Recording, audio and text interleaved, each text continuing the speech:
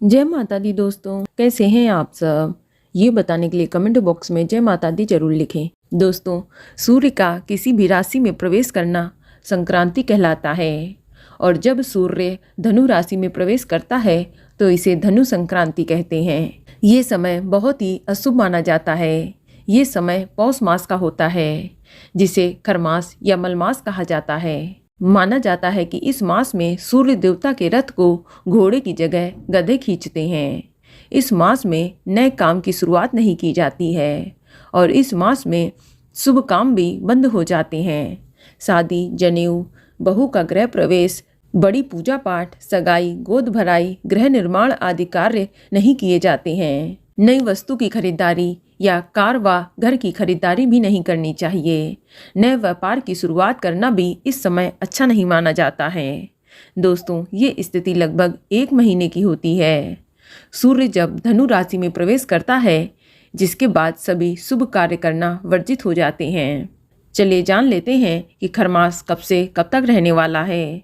दोस्तों, हिंदू पंचांग के अनुसार 16 दिसंबर 2023 दिन सोमवार को सूर्य धनु राशि में प्रवेश कर रहा है जिसके साथ खरमास का प्रारंभ हो जाएगा जो कि 1 महीने तक रहेगा।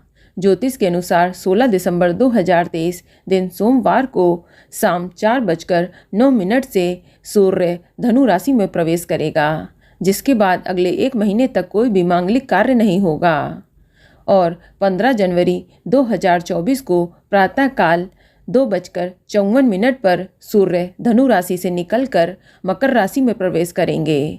इसी के साथ 15 जनवरी 2024 दिन सोमवार से मांगलिक कार्य दोबारा शुरू हो जाएंगे। इसी के साथ खरमास की समाप्ति भी हो जाएगी। दोस्तों, खरमास का हमारे हिंदू धर्म में विशेष महत्व है। ऐसी मान्यता है कि यदि कोई व्यक्ति खरमास में अपने प्राण त्यागता है तो उससे निश्चित ही नरक में निवास करना पड़ता है।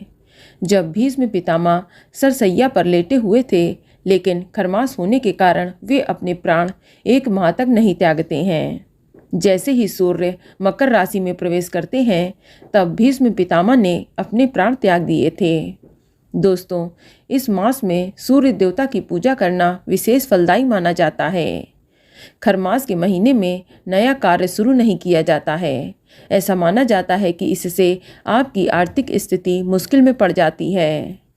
मान्यता ये भी है कि इस महीने शुरू किए गए सभी कार्य बीच में ही रुक जाते हैं, उसमें हमेशा असफलता ही प्राप्त होती है।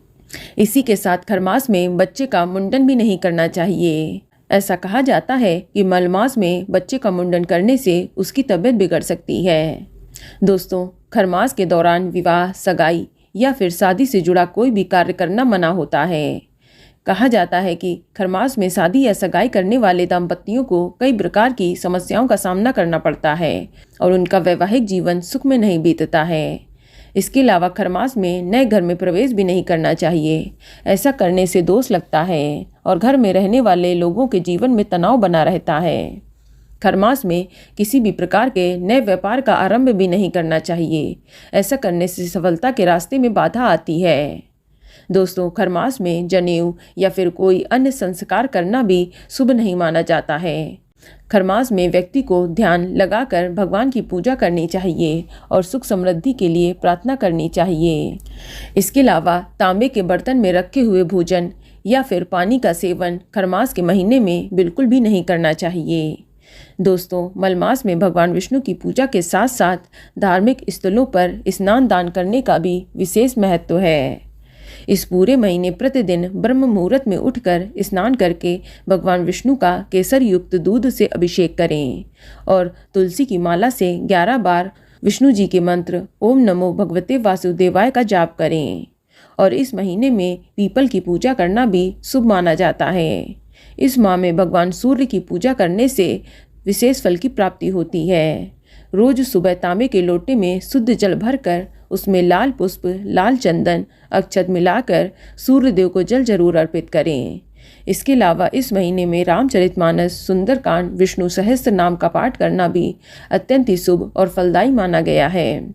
खरमास में गाय, गुरु, ब्राह्मण और सन्यासियों की सेवा करनी चाहिए। इस महीने में पवित्र नदियों में स्नान करने का भी विशेष महत्व है। इससे पुण्य फल की प्राप्ति होती है। तो दोस्तों, ये जानकारी आपको अच्छी लगी तो कमेंट में जय माता दी जरूर लिखें।